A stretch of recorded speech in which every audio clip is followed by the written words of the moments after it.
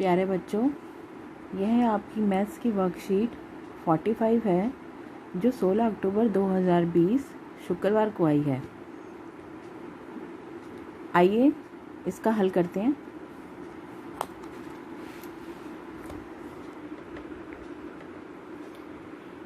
यह आपकी पाठ 10 पे आधारित है।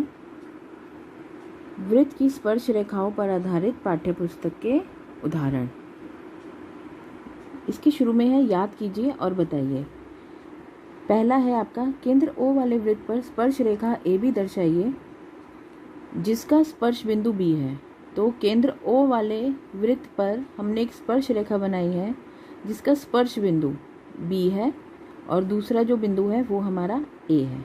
दूसरा पॉइंट इसका, किसी वृत्त की स्पर्श रेखा उसकी छेदक रेखा के समांतर हो सकती है। ये हमें सही या गलत बताना है। किसी वृत्त की स्पर्श रेखा उसकी छेदक रेखा के समांतर हो सकती है।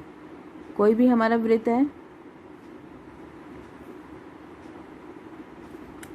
मान लेते हैं ये इसकी स्पर्श रेखा है और छेदक रेखा क्या होती है, जो इसके अंदर से जाती है। क्या समांतर हो सकती है? हाँ, हो सकती है। तो ये हमारा है सत्य। तीसरा, वृत्त के किसी बिंदु पर स्पर्श रेखा स्पर्श बिंदु से गुजरती हुई डैश पर लंबवत होती है। किस पे लंबवत होती है? रेखा पर लंबवत होती है। चौथा, किसी वृत्त के एक बाह्य बिंदु से खींची गई स्पर्श रेखाओं की लंबाइयाँ समान होती है। किसी वृत्त के बाह्य बिंदु से खींची गई स्पर्श रेखाएं, इनकी लंबाइयाँ कैसे होती हैं? समान होती हैं। ये लंबाई, इसको P मान लेते हैं, A है और ये हमारा B है। तो यहाँ पे हमारा PA बराबर PB होता है। अब इसमें है नीचे प्रश्न, स्वयं प्रयास करो। इसमें हमें पहले प्रश्न में बताना है उदाहरण 1, 2, 3 में प्रयोग की गई प्रमेय कथन सहित एवं कसौटियों की सूची बनाएं। तो इसमें पहला उदाहरण जो था उसके अंदर प्रमेय 10.1 का इस्तेमाल किया गया है। तो हमारी ये प्रमेय क्या थी? प्रमेय है हमारी, वृत्त के किसी बिंदु पर स्पर्श रेखा स्पर्श बिंदु से जाने वाली त्रिज्या पर लंब होती है। दोबारा पढ़ते हैं, वृत्त के किसी बिंदु पर स्पर्श रेखा स्पर्श बिंदु से जाने वाली त्रिज्या पर लंब होती है। त्रिज्या जो होती है ये स्पर्श रेखा के ऊपर लंब होती है, यानी कि ये हमारा 90 डिग्री का कोण बनाती है। उदाहरण 2 में हमारी प्रमेय जो यूज़ हुई है वो है 10.2। किसी वृत्त के एक बाह्य बिंदु से खींची गई स्पर्श रेखाओं की लंबाई समान होती है। किसी वृत्त के बाह्य बिंदु से खींची गई स्पर्श रेखाओं की लंबाई समान होती है, यानी कि PA बराबर PB, जो भी ऊपर भी हमने 4th पॉइंट में भी बात करी है। उदाहरण 3 में हमारी जो प्रमेय यूज़ हुई है वो है कोण कोण समरूपता नियम। ये हमें क्या बताता है? अगर हमारे पास 2 त्रिभुज हैं, इसके अंदर अगर कोण A बराबर कोण P, यानी कि कोई अगर एक कोण दोनों में बराबर है, कोण B बराबर कोण Q, तो इसका मतलब तीसरा कोण भी अपने आप बराबर होगा।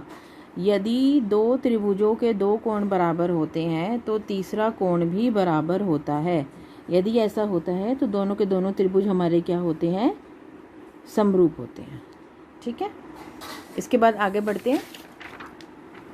आगे हमारा प्रश्न है प्रश्न नंबर 2, एक बिंदु Q से किसी वृत्त की स्पर्श रेखा की लंबाई 24 सेंटीमीटर है।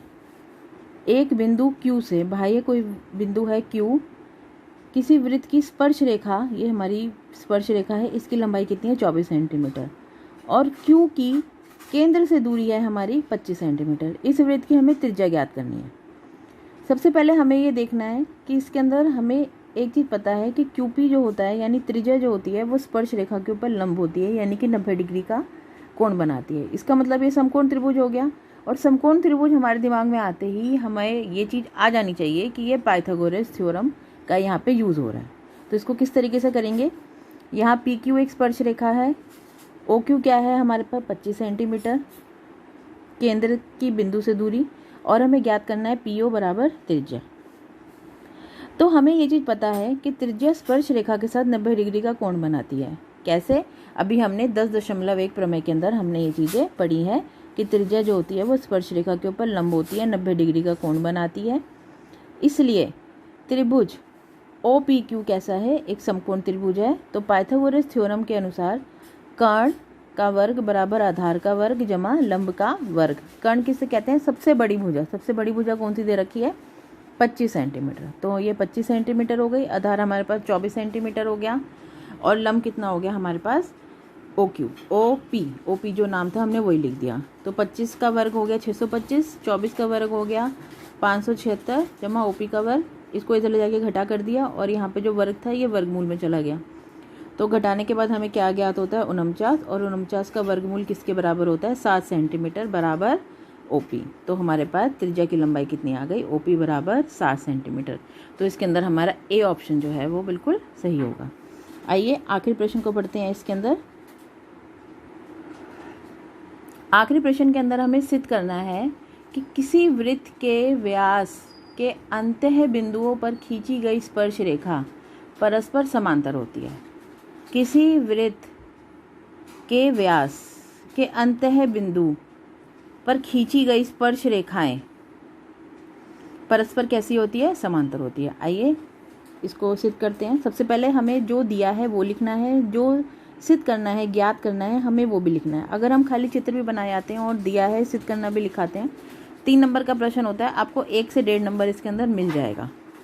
तो क्या दिया है, TA व PB वृत्त की स्पर्श रेखाएं हैं। O वृत्त का केंद्र है, AB वृत्त का व्यास है। हमें क्या याद करना है कि TA और PB क्या है, हमारी समांतर रेखाएं हैं, पैरेलल हैं। तो OA हमें दोबारा पता है, ये हमारी क्या बन गई, त्रिज्या स्पर्श रेखा के ऊपर लंब होती है। त्रिज्या स्पर्श रेखा TA के ऊपर लंब होती है, यानी परपेंडिकुलर होती है। इसका मतलब कोण A हमारा कितना हो गया, 90 डिग्री का। और इसी प्रकार OB जो है वो भी त्रिज्या है, वो PB के ऊपर भी लंब होगी। तो इस प्रकार कोण 2 जो होगा वो भी 90 डिग्री का होगा।